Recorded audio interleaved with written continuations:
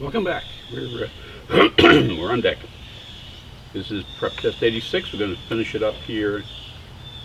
The second logical reasoning section.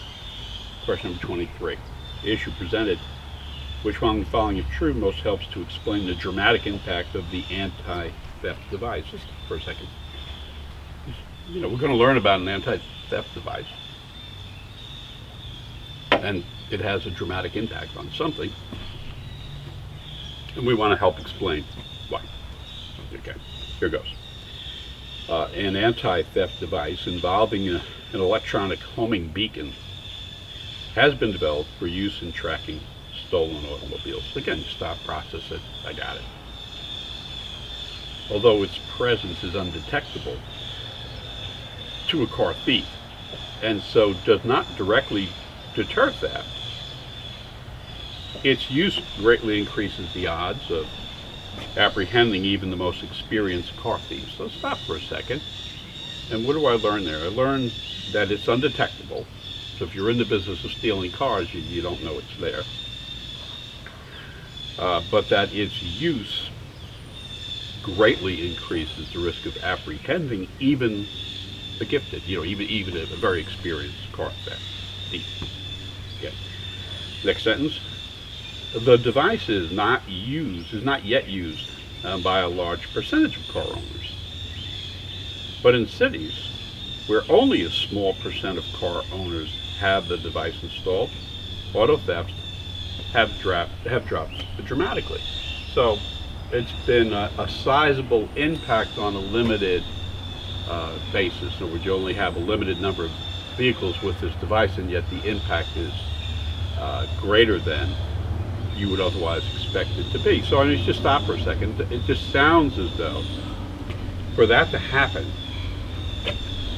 people had to become aware that of the existence of the device, although not knowing which cars had the device installed.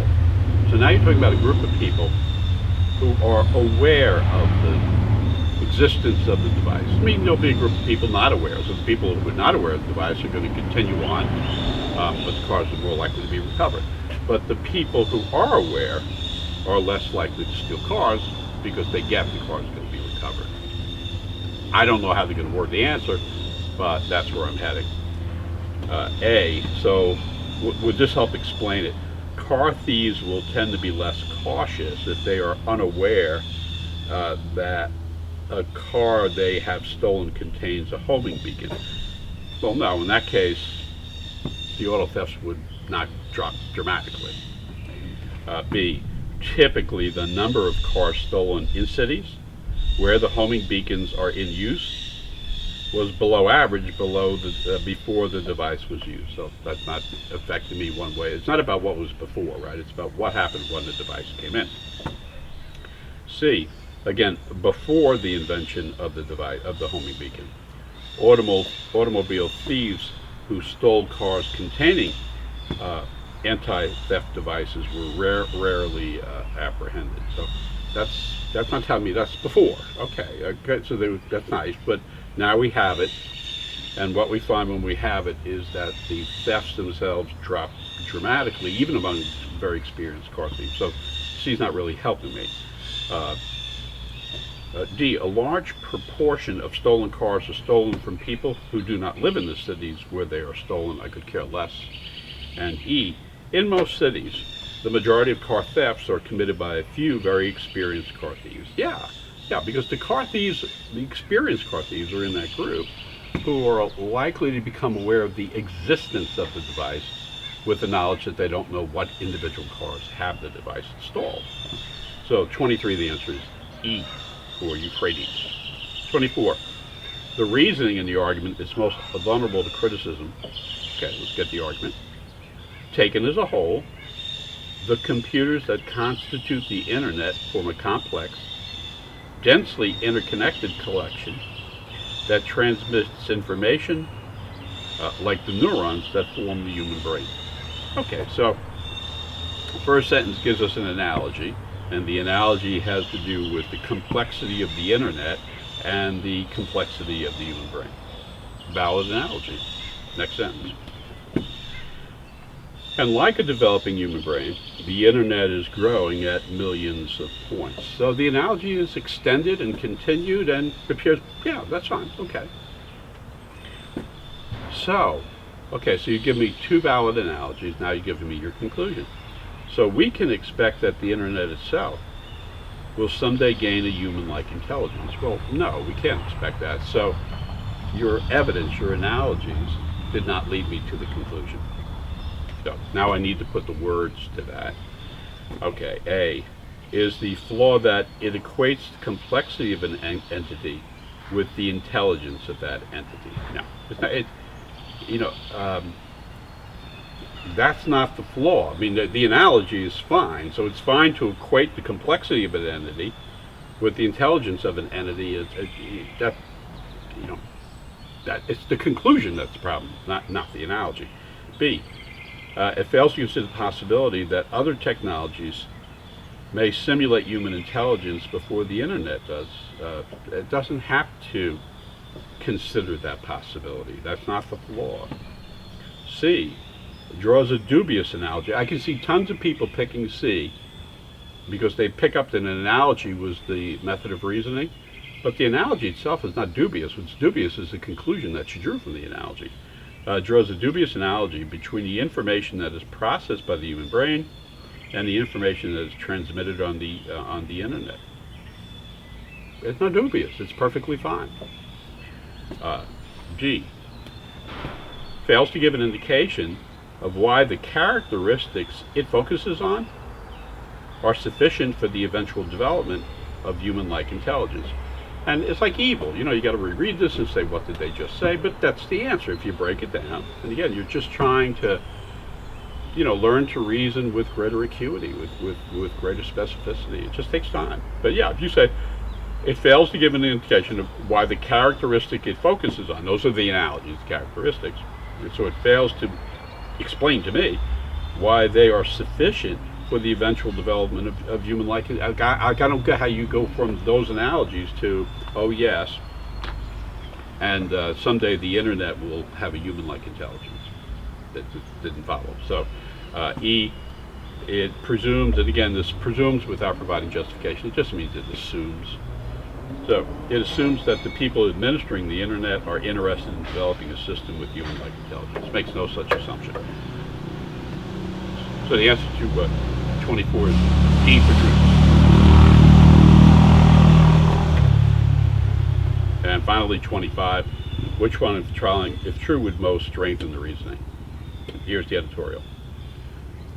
Any democratic society is endangered by segmentation into classes of widely differing incomes between which there is little mobility. So stop, it's got that abstract feel to it, but you kind of get it, right? That we endanger, according to the editorial, we endanger society when you have two classes. They are isolated from one another, meaning there's no mobility, little mobility between them, and they're widely separated. Okay, next sentence. Such class divisions strengthen divisive political factions that stand in the way of good governance. So we have sort of cause and effect, right? So you have this structured society of two classes with little mobility. That leads to political divisiveness, and that, in fact, makes it difficult to have good governance. Next sentence.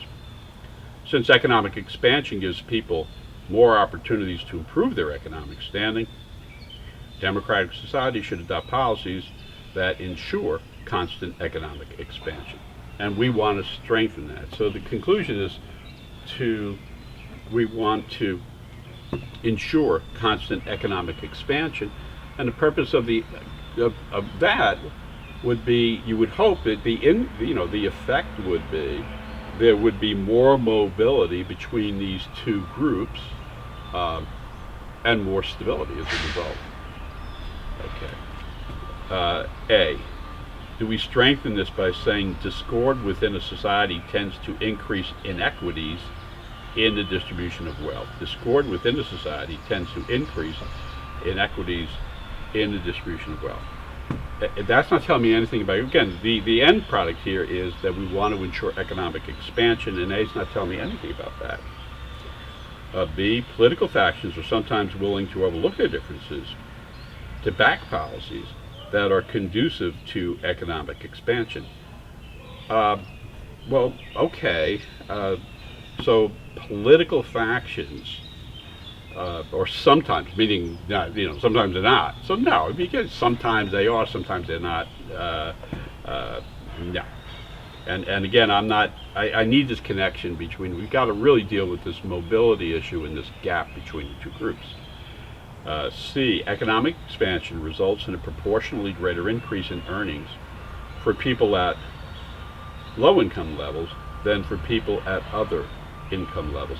Well, that does shrink. I'm going to keep reading, right? But C does shrink the gap. C definitely, it strengthens this argument by narrowing the classes, because in the argument it was widely differing income.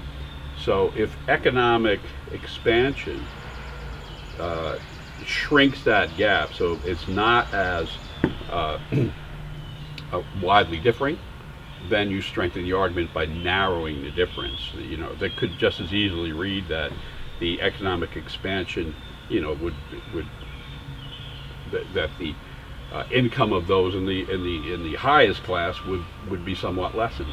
But here, so C, yeah, economic expansion results in proportionally greater increase in earnings for people at the low income than for people at the high income, which now shrinks the gap. But I would keep reading. D, economic expansion cannot occur unless there is a significant financial investment in the economy by people at the highest income levels.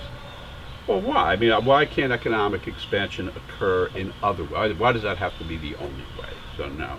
And E, the presence of divisive political factions can be an obstacle to economic expansion. Well, we agree with that, but that's not really strengthening the argument. It's what you want to do is somehow increase the mobility, shrink the gap, and answer choice C is the one that shrinks the gap. So the answer to 25 is C, for Caligula.